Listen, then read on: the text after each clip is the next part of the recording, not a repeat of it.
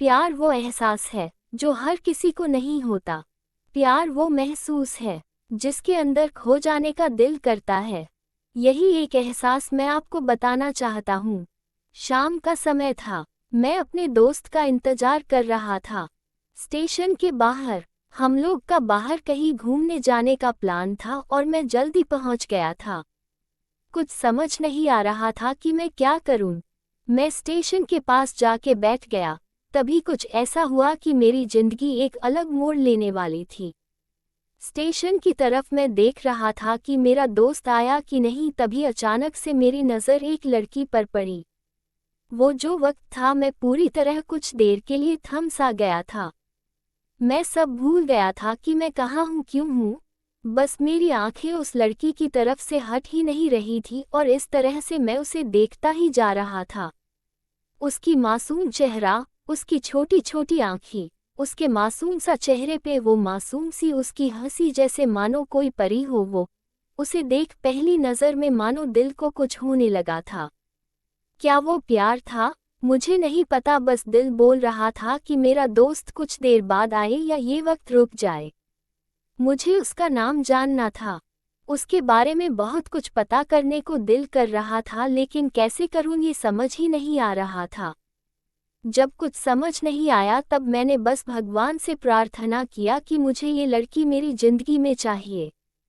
वो जा रही थी, मेरी आंखों से दूर, मुझे रोकना था उसे। उससे बातें करना था, उससे दोस्ती करनी थी और उसे अपने दिल की बात बतानी थी।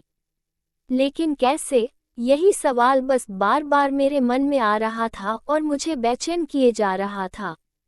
मैंने फिर सोच लिया कि मेरी आंखों से दूर होने से पहले मुझे इसका नाम पता चल जाए तो मैं इससे अपना बनूंगा और शायद भगवान ने ही उसे भेजा होगा मेरे लिए, ये मैं समझूंगा। तभी भगवान ने चमत्कार कर दिया। पीछे से आवाज आया, प्रिया मैं यहाँ हूँ। फिर वो पीछे देखी तो मैंने देखा वहां से एक लड़की आवाज दी और वो उसका पास चली गई। तभी मैं समझा उस लड़की का नाम प्रिया था। मैं खुश हो गया और उस लड़की को मन किया जाके धन्यवाद बोल दूं, क्योंकि उसी के वजह से मुझे उसका नाम पता चला। बस तभी मैंने ठान ली, अब उसे अपना बनाना है, उसे अपनी जिंदगी में लाना है। फिर तभी मैं उसके पीछे जाने लगा कि अचानक ही पीछे से एक हाथ आया। पीछे देखा तो दोस्त आ गया था। अब मैं क्या करूं समझ नहीं आ रहा था। मैं क्या बोलूं उससे, कैसे मना करूं उससे, कैसे जाऊं मैं उसके पीछे। आज वो भी अपने दिल की बात बोल देगी। फिर मैंने उससे कहा दिया कि तुम पहले बोल दो। उसने तो पहले मना किया पहले बोलने से, लेकिन मैंने ही जिद कर दिया कि पहले तुम बोले और वो बोलने जा रही थी। मानो मेरी सांस रुक गए थे। उसकी बातें सुनने के लिए सब कुछ थम सा गया। बस ऐसा लगा मैं और वो, और कुछ नहीं है आसपास। फिर उसने अपने बैग से एक कार्ड निकाला और दिया मुझे। वो जो पल था, वही पहला पल जब मुझे लगा कि मेरा सपना था और सपना टूट गया। उस कार्ड में उसकी शादी का आमंत्रण था। बस फिर क्या, सब कुछ वहीं रुक गया। शायद मैंने बहुत देर कर दी उससे अपनी दिल की बात बताने में, शायद बहुत बहुत देर। फिर उसने मुझसे पूछा कि तुम क्या कहना चाहते थे। मैं क्या कहता, तब बात बदल दी और वो चली गई और मैं वहीं बैठे रह गया। मुझे उसे अपना बनाने का बस एक सपना ही था शायद, जो एक समय पे आकर टूट गया।